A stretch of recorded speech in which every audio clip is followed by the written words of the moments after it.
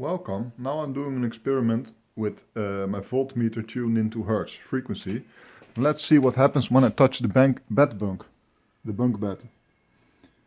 You see the voltage go, or the hertz go to 50 hertz, the same as the electricity. Now I let go, it goes to 0, and when I touch it, it goes to 50. But now I'm grounding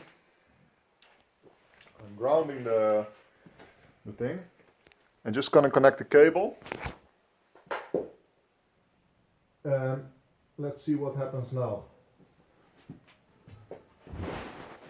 So now I want to show you that the meter is still working. So when I touch the wall, 50 hertz.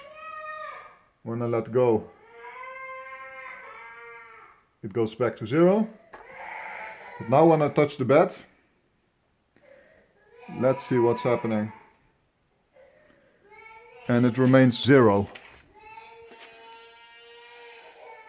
Well, we see that the hertz is 0. So this is a huge reduction and a huge improvement. Thank you for watching.